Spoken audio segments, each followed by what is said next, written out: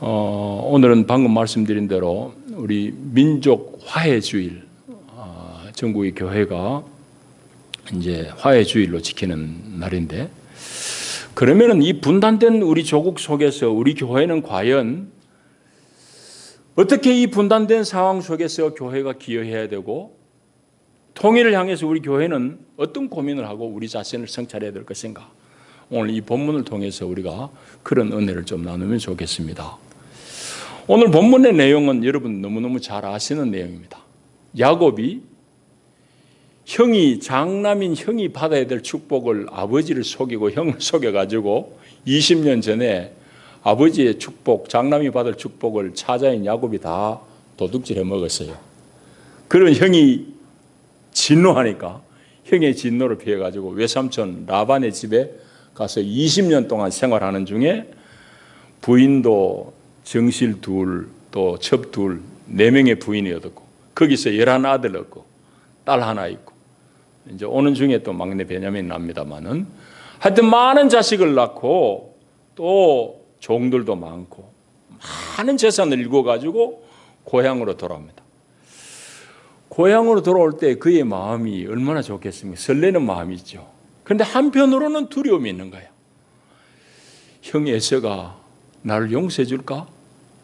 우리 형이 20년 전에 그 원한을 지금은 다 풀었을까? 그런 두려운 마음이 한편에 있는데 이제 고향을 타고, 오늘 본문을 이해하려고 하면 32장을 다 읽어야 됩니다. 32장을 우리가 생각하겠습니다만은, 오려고 그럴 때에 자기가 마음이 너무 찜찜하고 불안하기도 하고 그러니까 먼저 사자들을, 정탐꾼들을 보냅니다. 형님한테 가서 정중하게 얘기해라. 그게 이제 32장 3절 이하에 나와요. 그래서 종들에게 형님한테 가서 정중하게 인사드리고 많은 예물을 가져다가 형님한테 좀 드리도록 해라. 그런데 그 이 얘기를 들은 형이 보인 대꾸는 뭔가 하면 400명 장정을 이끌고 나옵니다. 400명 에서가 자기가 데리고 있는 장정을 400명을 인솔하고 나오는데, 이게 전쟁하자고 싸우려고 나온 건지 아니면은 아우를 보호해 주려고 나온지 성경은 명확한 답은 없어요. 그러나 가만히 읽어보면은 동생에 대한 분노가 아직까지 있었다는 걸 알게 됩니다. 32장 우리 한번 넘어가 보시죠. 32장 보시면은 사자들이 돌아와서 보고하는 게 이렇습니다. 정탐꾼들이 보고하는 게 6절이에요. 야곱에게 보고하기를 우리가 주인의 형 에서에게 이른즉 그가 400명을 거느리고 주인 만나려고 옵니다. 그러면은 좋은 마음으로 보호하려고 왔다고 그러면은 7절에 이런 말이 해당되지 않아요. 야곱이 심히 두렵고 답답하여, 야곱이 자기 종의 보고를 받고는 심히 두렵고 답답한 거예요. 그 얘기는 무슨 얘기죠? 형 에서가 400명 데려온 게 아직까지 분이 안 풀렸다 이 말이에요. 그렇게 이제 종이 자기가 보낸 정탐꾼들이 보고하는 겁니다. 그러니까 얼마나 힘들겠어요. 32장의 내용이 뭔가 하면은 여러 때들 여러 그룹으로 나눠가지고 식구들 또 자기 재산들 다 그룹으로 나눠가지고 먼저 보내고, 자기는 아직까지 강을 못 건너가요. 못 건너가고 야복강 나루터에서 밤새 그냥 고민하고 있는데 하나님의 사자를 만나는 겁니다. 그때는 하나님의 사자인지도 몰랐지. 밤새 씨름하다가 그 사람으로부터 이제 축복을 받아냅니다. 그리고는 해가 뜬 역에 쩔뚝쩔뚝 거리면서 이제 강을 건너요. 그 강을 건너서 보니까 저만큼 에서가 400명 데려오는 게 보이는 거예요. 그래 이번에도 이제 자기 그 부인들 다 이제 사랑하는 사람을 제일 뒤에 숨기고 차례대로 이제 첩들부터 해가지고 이렇게 이 그룹으로 나누고, 이번에는 자기가 제일 앞장서 갑니다. 뭐 어떻게 피할 도리가 없으니까. 이 형이 보일 만한 거리에 와서는 오늘 여기 성경이 이런 대로 7번 땅에 몸을 굽혀서 형에게 다가갑니다. 그 얘기는 정중하게 땅에 굽혀가지고 절을 한번 하고 또 몇 발짝 가서 또 절을 하고 7번 그래 했다는 얘기예요. 그거는 형에게 대해서 절대적으로 내가 형님을 형님으로 모시겠다는 그런 순종의 표현입니다. 그렇게 이제 형에게 갈 때에 어느 단계에서 풀렸는지 모르지만은 에서가 마음이 그 분노가 확 풀려버린 거예요. 그래가지고는 에서가 이제 달려갑니다. 4절에 보면은 7번 동생이 절을 하면서 자기에게 다가오는 걸 본 형이 아마도 그 즈음에 마음이 풀렸는지 몰라요. 에서도 쫓아 달려가가지고 아우를 안고는 목을 어긋맞추고 막 우웁니다. 서로 우는 거예요. 우는 이 장면 여러분들이 한번 잘 보십시오. 얼마나 서러웠으면, 또 얼마나 한편으로 기뻤으면 이들이 이렇게 울었겠습니까? 나이가 많아요. 지금 60 된 사람들이라고. 80 가까이 된 사람이라고. 나이가 많이 든 사람. 그런데도 이 형제가 해우하면서 상봉하면서 서로 우는 거예요. 통곡하는 거예요. 그러면서 이제 형이 이 많은 여인들, 자식들 도대체 누구냐? 몰라서 묻겠습니까? 그냥 그들과 인사 트고 싶다는 얘기죠. 그래가지고 아우 야곱이 자기들 부인들 또 식솔들 다 인사시킵니다. 그럴 때 이제 형이 또 에서가 묻기를 이 많은 이 짐승 떼는 도대체 뭐냐고 형한테 드리려고 이제 예비한 거예요. 그게 많습니다. 32장 14절 보면은 14절부터 보면 예물이 대단히 많아요. 소만 해도 50마리입니다. 암소 40마리, 수소 10마리. 소가 그렇고 뭐 양, 염소 뭐 수도 없이 많이 준비했어요. 그러니까 형이 이 많은 때가 뭐냐 그랬더니만은 아우가 하는 말이 8절에 내 주께 은혜를 입으려고 합니다. 형이라고 도대체 부르지 않아요. 다 내 주께 당신에게 이래. 우리 번역은 10절에 보면은 형님이라고 번역되지만 이 사실은 형님이 아니에요. 원어를 읽으면은 아주 상대방을 공경하는 주인님 혹은 당신 이런 표현이에요. 우리는 10절부터는 형이라고 이제 우리 번역이 되어 있습니다만은 그렇지 않아요. 그러니까 야곱은 이 11장까지 이 장면 속에서 형을 한 번이라 형이라고 그러지 않고 자기를 아우라고 그러지 않습니다. 자신을 종으로 낮추고 형을 아주 상전으로 주라고 불러요. 철저하게 자기를 낮춰요. 그리고 8절에도 보면 이 많은 예물이 이 많은 짐승떼가 뭐냐고 물을 때에 내 주님께 은혜를 입으려는 예물 내 마음의 표현입니다. 받아주십시오. 그렇게 얘기해요. 그 에서가 나도 웬만큼 산다. 이거 필요 없다. 내 소유는 내게 두어라. 그렇게 얘기합니다. 아닙니다, 형님. 형님, 내가 형님에게 은혜 있기를 원합니다. 그렇게 강권하니까 형이 마지못해서 그 예물을 받았다는 것이 오늘 이 본문에 우리가 읽은 내용입니다. 여러분, 이 장면을 보는 우리 마음도 좋지요? 흐뭇하잖아요. 이 야곱은 재산을 많이 모아가지고 이제나 저제나 하고 고향으로 올라오고 그랬는데 늘 가로막았던 것은 아마 형의 진노일 거예요. 형 때문에 못 왔을 거예요. 20년 미뤄가지고 이제 왔다고. 하지 못해서 왔어요. 외삼촌하고도 관계가 떨어져 버렸으니까. 그래서 왔는데 형은 400명 데리고 나와가지고 한판 붙겠다고 나오는데 이거 얼마나 심각한 문제. 그 가문이 다 무너질 그런 상황이고 사실은 그 예수 그리스도의 조상이 되는 가문이고 그거에 다 무너질 판인데 이 갈등 속에 있던 두 형제가 오늘 만나가지고 어긋 맞추고 서로 통곡하면서 운다고. 보는 우리도 마음이 흡족해요. 여러분, 사람이 각을 세우고 사는 게 좋습니까? 평화롭게 사는 게 좋습니까? 화해하는 게 좋습니까? 당연한 얘기죠. 당연한 얘기. 여러분, 우리가 몸담고 있는 이 대한민국, 그러나 대단히 아쉽게도 남북 간의 이 갈등의 골이 너무너무 깊습니다. 분단된 조국에서 우리가 너무너무 힘들게 살아가요. 힘든 줄도 모르고 우리끼리만 살다고 그러지만 사실은 그 건강한 게 아니라고. 우리나라가 이렇게 분단됐을 뿐만 아니라 남한 안에서도 진영 간의 갈등이 심각한. 교회는 그러면 우리가 어떤 자세를 가져야 되고 이런 우리나라의 현실 속에서 우리는 교회는 어떻게 기여해야 될 것인가? 오늘 본문을 통해서 그걸 좀 살펴보려고 합니다. 제가 이 본문 속에서 본 건 세 가지 관점입니다. 세 가지 관점. 먼저는 현실적인 거예요. 에서와 야곱이 맡고 있는 현실. 그건 참 힘든 문제입니다. 계산을 셈을 하자면 이건 풀릴 수 없는 그런 원한이에요. 과거를 생각하면 생각할수록 분노가 치솟는 일이죠.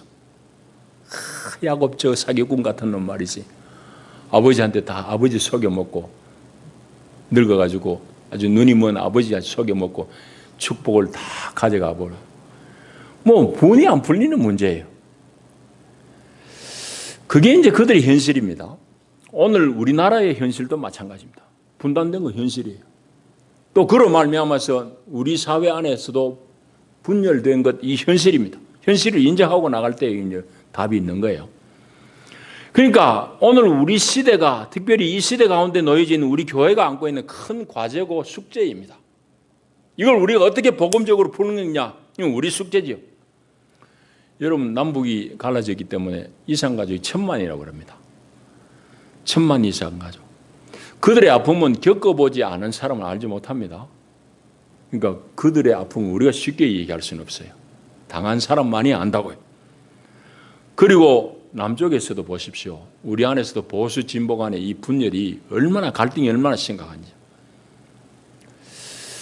이게 사실은 아주 맹목적적이야. 그래서 나는 정말 우리나라 개혁해야 될 게 많지만은 저게 쉽게는 안 되지만 언론도 대단히 우리가 참 저게 개혁해야 될 그런 대상이긴 합니다.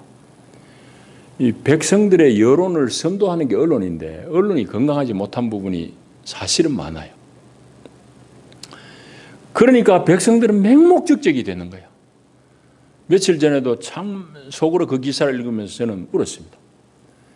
지금 사드가 배치되는 그 성주에 할아버지 할머니들 불안할 거 아니에요. 다 놔두고 일단은 뭔가 문제가 생기면 거기가 제일 목표 공격 타겟이 됩니다. 북한이 이번에 무인기가 온 것도 그거 다 정찰하고 왔잖아요. 중국도 씩씩거리는 게 그겁니다. 자기들 속 다 들여다보는 레이더 거기 있으니까 제일 공격 지점이 거기가 될 거는 그건 상식 아니에요. 그러니까 평생을 조상대대로 살던 할아버지 할머니들이 불안하니까 그것 좀 안 하면 안 되나 하고 이 의자 갖다 놔놓고 그 할머니 할아버지 데모하는데 그 이제 사드 찬성하는 사람들이 와가지고 뺄게라고 또 막 욕을 하면서 그럽니다. 아니 찬성할 수 있어요. 근데 왜 그 할아버지 할머니 보고 뺄게라고 욕을 하느냐 이 말이에요. 그 정도로 우리는 막무가내라 이 말이지. 거기 와가지고 사드를 찬성하는 시위할 수 있어요. 논리적으로 얘기해야 돼요. 반대하는 사람도 논리적으로 얘기해야 돼요. 근데 우리는 그런 문제가만 있으면 비논리적이에요. 전혀 이성을 잃어버려요. 막무가내요. 이게 우리 문제라고요. 그러니까 이게 우리 현실이죠. 교회 가운데서 우리 어떻게 해야 돼요? 이건 절대로 건강한 사회 아니잖아요. 건강한 국가 아니잖아요. 지난주에 말씀을 교통했습니다만 건강이 뭐죠? 우리 개인의 몸의 건강은 잘 흐르는 거예요. 피가 내 몸에 기혈이 잘 통해야지 건강한 사람이에요. 병든 사람은 뭐가 병든 사람이에요? 통해야 될 때 막힌 게 병이죠. 막히니까 암덩어리가 되는 거, 막히니까 염증이 생기는 거고 다 급한이에요. 그러니까 소통이 건강의 요체예요. 그래서 교회는 평화의 사도로 부름을 입었다 하는 말은 무슨 말인가 하면은 갈등 끝에 막혀 있는 곳에 우리가 들어가서 그걸 다 풀어서 소통되게 하고 막혔던 사람 담을 허물고 서로 대화하게 하고 하는 이게 교회가 할 일이에요. 그렇게 해서 건강한 사회로 만드는 것이 교회의 일입니다. 그래서 교회가 이 막힌 이 우리 조국의 현실 속에서 주도적으로 역할을 해야 되는 게 바로 복음의 은혜를 입은 교회의 마땅한 사명이에요. 여러분 독일 통일 과정에서 독일 교회가 선도적으로 주도적으로 일했던 사역했던 것은 제가 한참 전에 여러분들이 말씀드린 바가 있습니다. 그걸 지금 다 얘기할 수는 없어요. 어쨌든 이 교회는 우리 현실을 인식하고 이런 현실 속에서 교회가 어떻게 사역해야 될 것인가, 어떤 마음을 가져야 될 것인가는 우리가 분명하게 인식을 해야 됩니다. 두 번째로 그러면 구체적으로 실질적으로 오늘 이 본문 속에서 화해의 일을 어떻게 일궈냈느냐 하는 그 질문입니다. 그 질문을 하면은 오늘 우리 남북 간에 이 분단의 갈등, 이 문제를 어떻게 해결할 것인가에 대한 답이 나올 수 있습니다. 오늘 이 에서와 야곱이 화해하는 이 사건 속에서 야곱이 형 에서에게 하는 말 가운데 반복해서 나오는 말이 있습니다. 그 반복되는 단어가 뭔지 아시겠어요? 33장 우리 11절을 읽었어요. 이 중에 제일 많이 나오는 단어가 뭔가 하면은 은혜라는 단어입니다. 은혜라는 말이에요. 5절, 8절, 10절, 11절 다 은혜라는 말이 나옵니다. 그러니까 야곱은 형한테 하는 말이 전부 은혜예요. 형님이라 안 했죠. 실제로 말은 주님 이 말입니다. 그러니까 자기 형에게 하는 말이 내가 이만큼 재산 이룬 것도 하나님의 은혜요. 내가 많은 식솔들을 이렇게 자식들을 얻게 된 것도 하나님의 은혜고 이때까지 산 것도 하나님의 은혜인데 이제 형님의 은혜가 필요합니다. 그 얘기를 하고 있어요. 하나님의 은혜를 입었을 뿐만 아니라 이제는 형님으로부터도 내가 은혜를 입기를 원합니다. 그게 이제 8절이잖아요. 이 많은 예물이 이 짐승떼가 뭐냐 그러니까 하는 말이 내 주께 은혜를 입으려고 합니다. 이렇게 말하잖아요.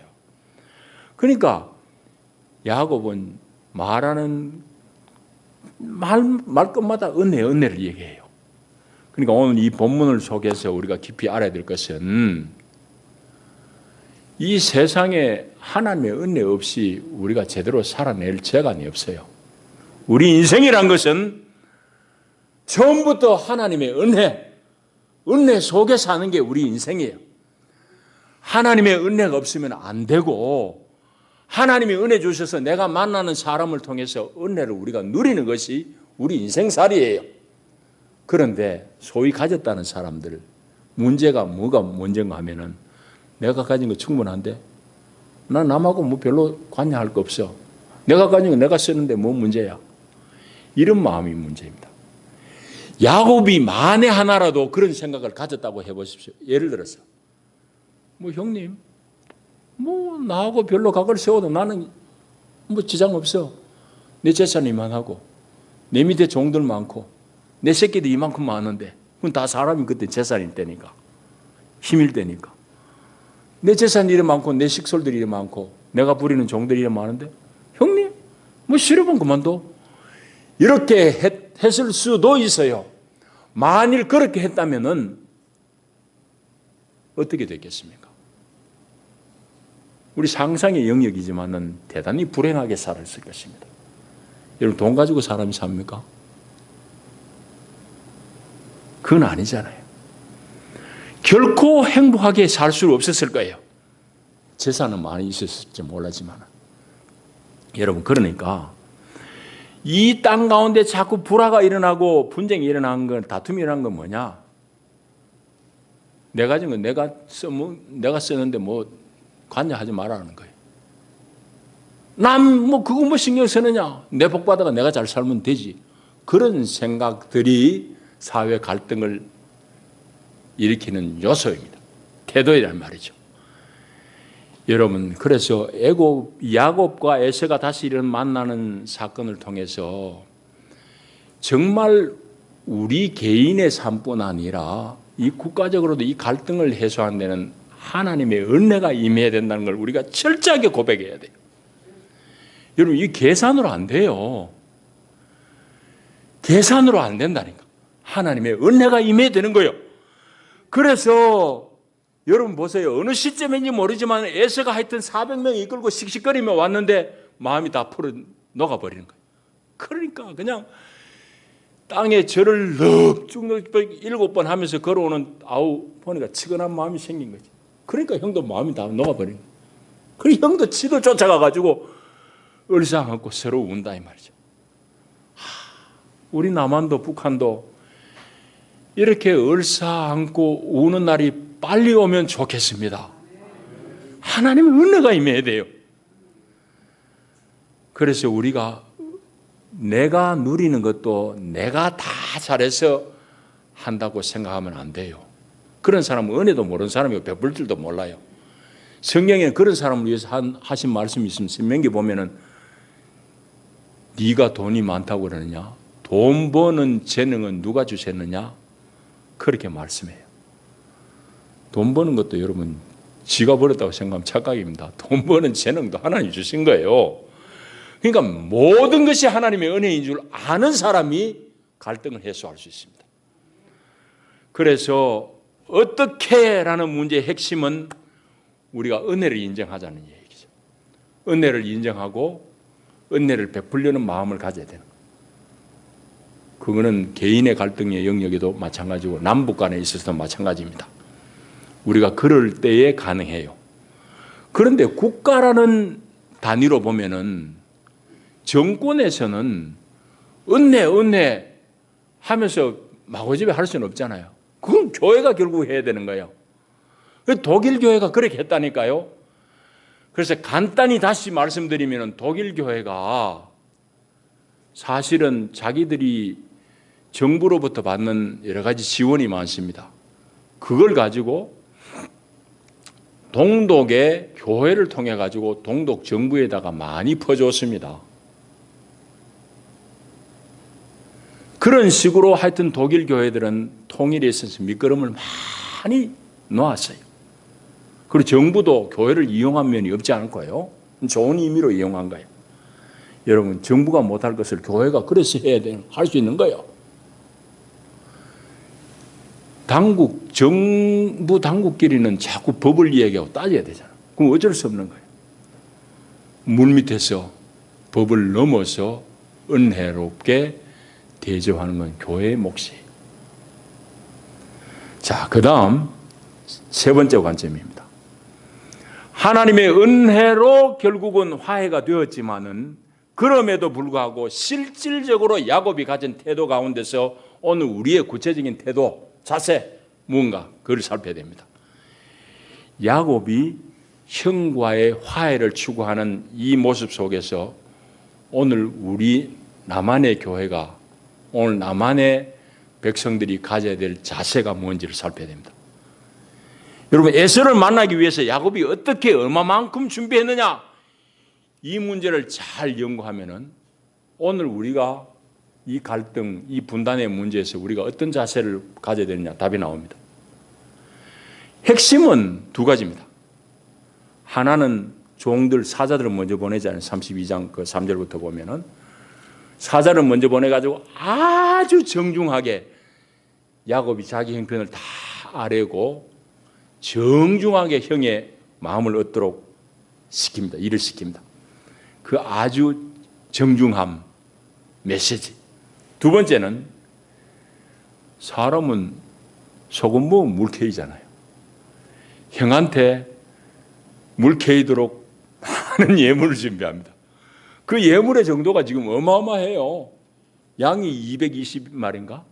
염소가 220마리, 소가 한 50마리, 낙타가 뭐 한 40마리. 어마어마한 이런 재산을, 어마어마한 예물을 형한테 가져다 바친다고. 물론 형이 안 받으려고 그랬지만은 핵심이 뭐예요? 형 에서의 마음을 풀기 위해서 많은 예물을 준비했다는 거예요. 그러니까 우리 지금 남한 북한이 지금 여기 여러분들 중에서도 별로 내 말이 수용이 안 되는 사람이 있어요. 그거는 어쩔 수 없어요. 내가 이를 강요할 수는 없어요. 나는 성경으로 얘기할 뿐이에요. 사실은 우리 남한 사회가 북한에 대해서 퍼준다는 소리를 엄청나게 많이 하고, 퍼주기야 그만해라, 퍼주기 그만해라. 사실은 퍼주기의 원조는 야곱입니다. 야곱이 퍼주기 원조예요. 이렇게 하니까 마음이 풀린 거지. 여러분, 계산하고 따져가지고는 답이 없어요. 안 된다고. 안 돼요. 그래서 야곱이 형한테 퍼주려고 예물을 많이 준비하고 아주 정중하게 사자를 보내가지고 자기 뜻을 전하고 이런 일을 했어요. 근데 사실은 결과로 보면은 자기 준비한 거 형이 안 받으려고 그랬어요. 그런데 그 예물도 물론 영향을 미쳤겠지만 제가 보기에는 아우가 아주 납작 엎드려가지고 7번 절하면서 형 앞에 다가오는 거예요. 그 모습 속에서 녹았을까요? 어쨌든 이런 게 다 조합해가지고 형이 동생 갈부려고 왔는데 400명 데리고 왔는데 한순간에 마음이 다 녹아버려요. 여러분, 그런 관점에서 평화는 하나님의 선물이라고 할 수 있습니다. 그런데 이 평화, 화해가 하나님의 선물인 건 분명한데 방금 야곱의 자세를 통해서 우리가 확인할 수 있는 것은 이 선물이 화해를 만들려고 준비하고 그 길로 나아가는 사람에게 주시는 하나님의 선물이지, 야곱이 만일에 아까 얘기했듯이 형 필요 없어, 나는 재산, 내 재산 충분해, 내 식솔 이것만 해도 내가 충분히 내 안전을 도모할 수 있어 했으면은 화해가 안 이루어집니다. 하나님이 선물은 뭐 그냥 하늘에서 그냥 마구잡이로 떨어뜨리는 게 아니잖아요. 야곱이 이를 준비하니까 그 가운데 하나님의 은혜가 임하는 것이에요. 여러분, 그러니까 궁극적으로는 평화가 하나님의 은혜인 건 분명하지만은 우리가 평화를 지향해야 돼요. 평화를 추구해야 돼요. 철저하게 그 삶을 치열하게 추구해야 된다는 거예요. 이게 오늘 야곱과 에서의 화해 역사에서 우리가 배우는 거 아니에요? 역사 속에서 우리가 책임 있는 존재가 되어야 되는 이유가 바로 여기 있는 거예요. 이제 말씀을 정리하십시다. 독일의 화해, 독일 분단된 동서독의 통일은 우리에게 있어서 좋은 면으로서도 혹은 반면 교사로서도 우리에게 교과서가 됩니다. 독일 교회가 기여하면은 우리가 잘 본받아야 될 그런 좋은 교과서이고, 또 한 가지는 독일은 흡수 통일했지 않습니까? 동독이 그냥 다 넘어가 버렸어요. 서독은 막 그냥 넘어가가지고 흡수 통일됐다고. 그거는 그래 하면 절대 안 돼 하는 반면 교사입니다. 독일 경제력이 대단하잖아요. 서독이 대단했어요. 그런데도 통일되고 나서 독일은 오랜 기간 동안 경제가 헤맸습니다. 아주 너무너무 힘들었어요. 자기들끼리도 독일은 됐지만은 동독 사람들 아주 멸시했습니다. 동독 사람들은 기가 죽어가지고 막 기분 나빠하고, 그 세월이 오래 걸렸어요. 이제는 다 회복이 됐습니다. 지금은 독일 경제가 세계 최강이에요. 최고입니다.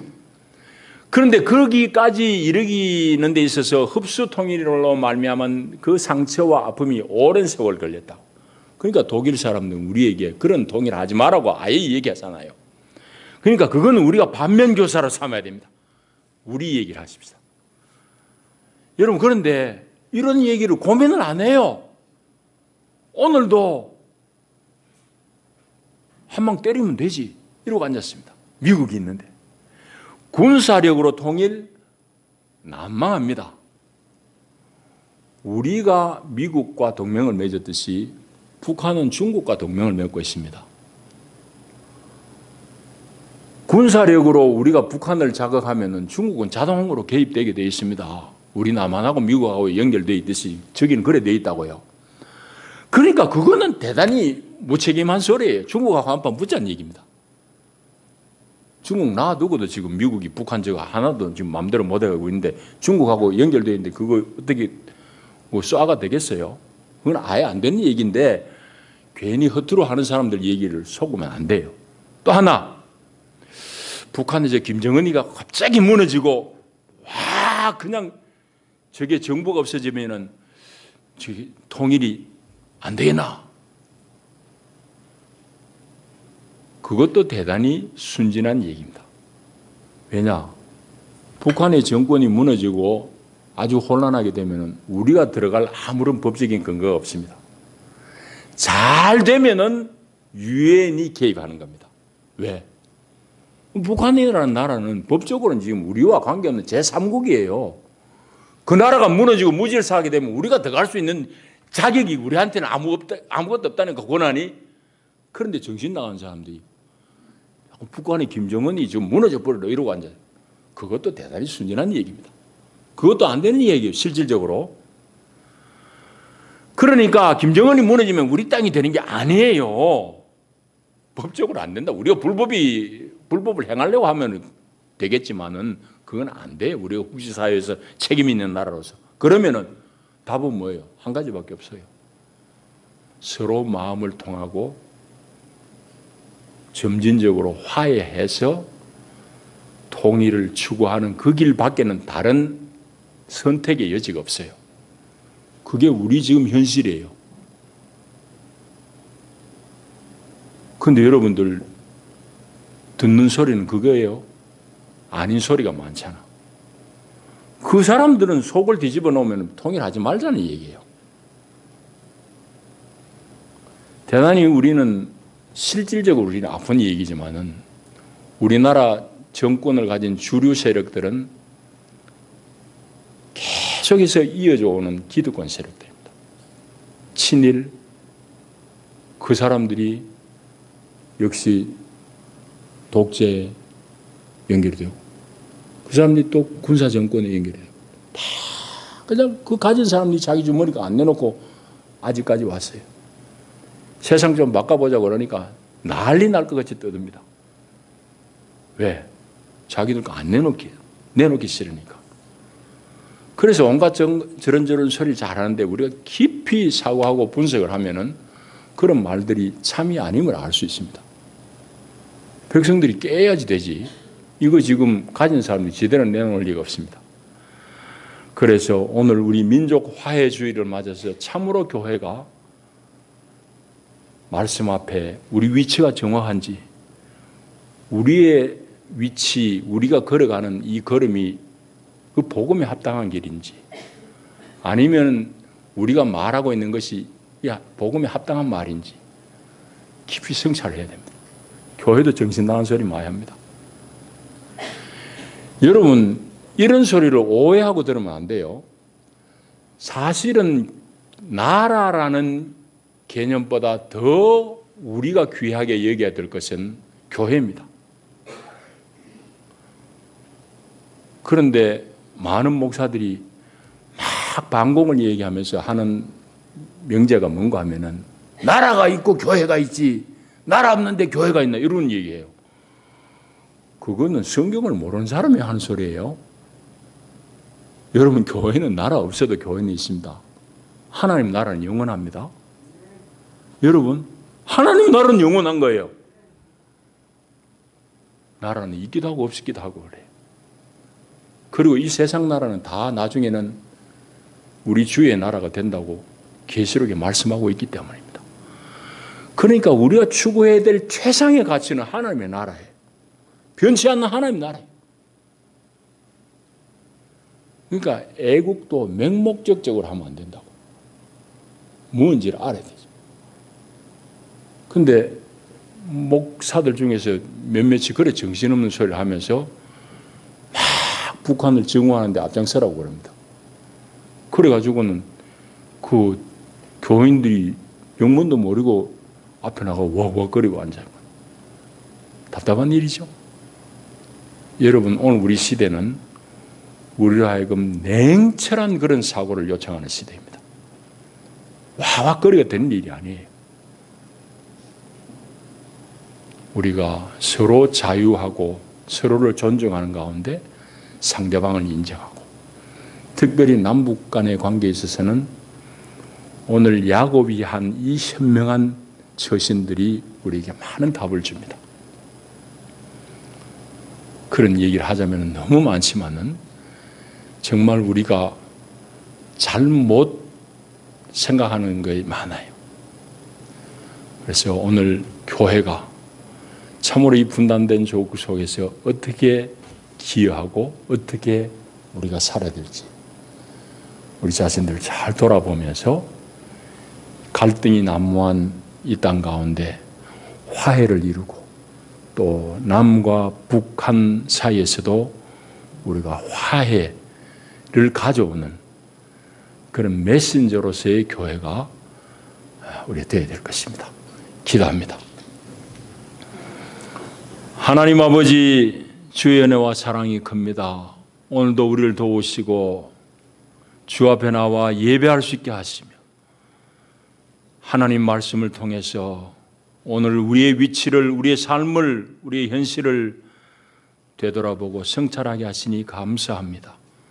오 자비하신 주여, 우리가 세상의 논리, 세상의 길에서 벗어나 하나님의 관점에서 주의 길을 걷게 하여 주시옵소서. 그리하여 싸움과 갈등이 난무한 이 땅에 평화를 일구는 주의 백성들 되게 하시고 평화의 사도들이 되게 하옵소서. 예수님 이름으로 기도하옵나이다. 아멘.